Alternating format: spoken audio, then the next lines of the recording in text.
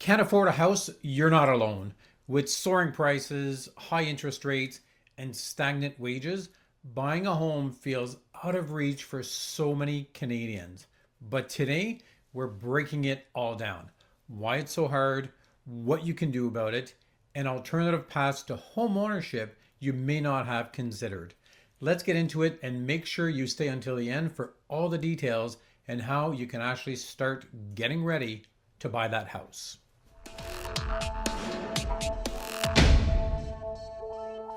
Let's start with why it feels impossible.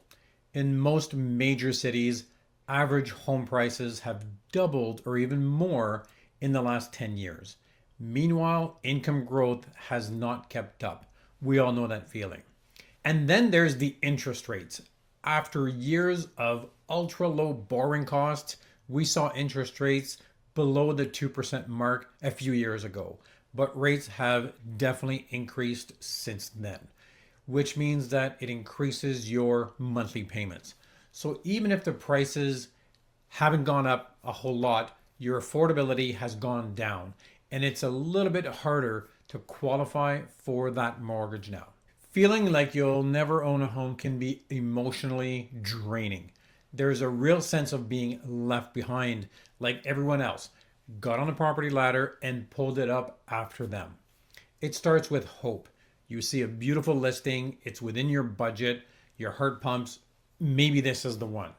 But then an offer goes $100,000 or more over asking, or your mortgage pre approval isn't quite enough. This happened just recently. A cash buyer with a firm offer swoops it in, pays more than asking, and then you are left in the dark. This cycle of hope and heartbreak chips away at your confidence. You start questioning your life choices, your career, your work. You wonder, what am I doing wrong? Even though deep down you know it isn't just about you, it's a broken system. Financial stress around housing is one of the biggest drivers of anxiety in young adults today. It's important to validate those feelings while also exploring practical steps forward. The one thing we have to talk about is the numbers game, what you actually need. Let's talk about what you actually need to buy that house. We're talking down payments, closing costs, monthly payments. It all adds up pretty fast. Make sure you know what all these costs are, because if you're prepared, you know exactly what you're getting yourself into. First thing is the down payment. There is a minimum of 5% for homes under $500,000, but ideally, if you can get that 20% down payment, you will avoid the mortgage insurance, the CMHC fees, which makes it a little bit better for you in the long run because you will be saving some money. Number two are the closing costs. We are talking about the legal fees, the land transfer tax, your appraisal. Normally we talk about budgeting for between 2 and 4% of the purchase price. And if you can do that, you should be pretty safe with that percentage for your closing costs. The other thing we're talking about are the ongoing costs. We are talking about the property taxes, the regular maintenance of the property, monthly utility bills, house insurance, condo fees if you've purchased a condo. And these costs never go away once you buy that property. These are the ongoing costs that you will have to be taken care of throughout your home ownership. But here's the deal. You don't need to buy that beautiful $900,000 detached home, your forever home, to start. I had a client who was deciding between buying and renting. We sat down, we went through the numbers. They decided to buy instead of rent because the numbers were very, very close. And today, this young couple has the property with equity already built in without having to do anything extra. Sometimes it gets a little bit tough, but if you can tough it out, you are building equity in that house.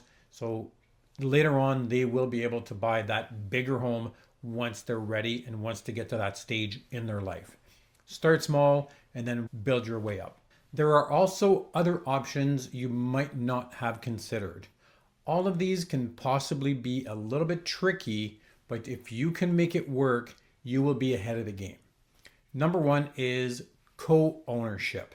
Buy with friends or family. It's becoming more and more common because the fact that a lot of people can't afford to buy that house on their own. You have to make sure that you have those legal agreements to protect everyone in this transaction. What happens if one of the parties decides to sell or wants different things? So make sure you have all those legal agreements in place, signed up. A handshake is not quite enough. Make sure you have that in writing. The other thing you might want to think of is alternative markets. Look outside the big cities. Sometimes driving out a little bit might be the better option. Many buyers are turning to smaller towns or a little bit more rural areas because hybrid remote work makes it possible. Make sure that you do factor in your travel time, the extra gas, the wear and tear on your vehicle if you choose this option.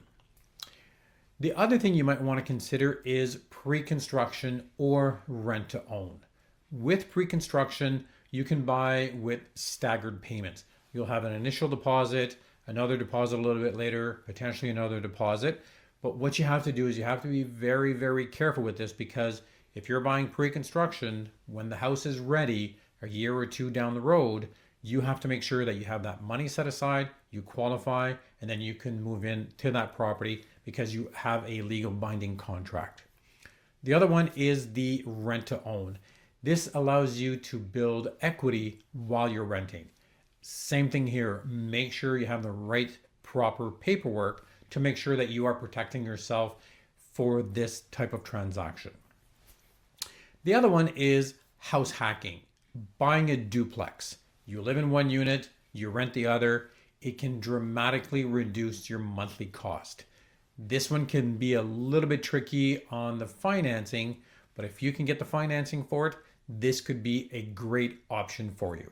Even if you're not ready to buy right away, you can start preparing right away. There's nothing better than being ready to pull the trigger at the right time, knowing that you have all your ducks lined up properly. The first thing you want to do is boost your credit. A better credit score means lower interest and also better loan terms. Know what your credit score is. Know what's on it. Keep an eye on it. Make sure it's clean, it's accurate. If there's something on your credit score that doesn't belong there, make sure you take the necessary steps to clean that up so that when you are ready to buy, you're not struggling to get that item that doesn't belong there removed from these credit bureaus.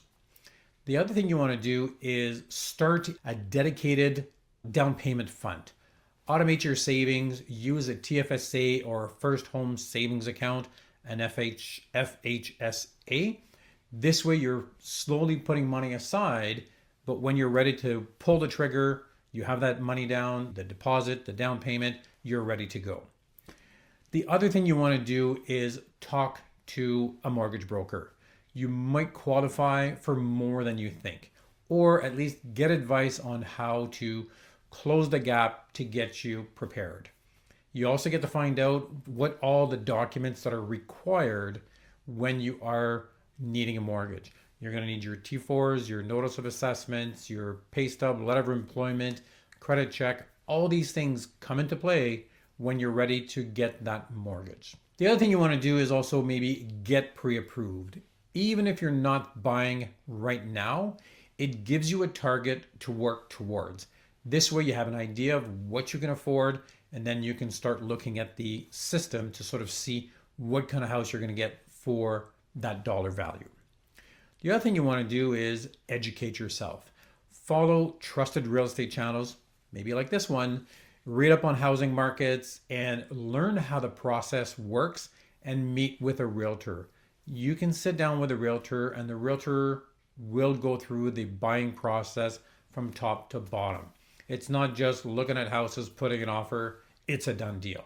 There's a lot of things that go into buying a house, writing an offer, negotiating, counter offers. All of these factors come into play, but if you're ready, you're a step ahead of your competition. The other thing you want to do is pretend you have already bought that house. Find out what the mortgage payments are, what the taxes are, what your utility bills are, and then factor in your income, your expenses, and then pretend you are making those payments. This way, if you have to adjust your lifestyle, it will be a big eye opener, because sometimes people don't go through this process and then they have a big surprise when they move in, start paying your mortgage. Pretend you bought the house. It'll be so much easier when you actually buy that house, because you will already be using or living with that lifestyle in place already. So it's not going to be a big surprise. Here's the truth. The game is rigged harder than it used to be. But the truth doesn't mean it's unwinnable. You may have to take an unconventional route, or get creative, or maybe wait a little bit longer, but you can still get there. Focus on the progress, not perfection. A small studio apartment today can be a stepping stone into your dream home of tomorrow.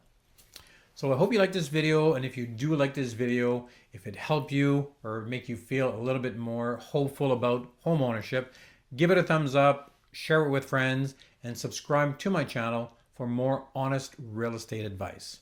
If you have any questions or you want to share your journey, make sure you drop a comment below. We're all in this together.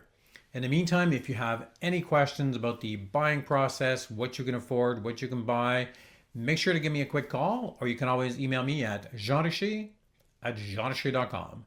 Merci beaucoup et bonne journée.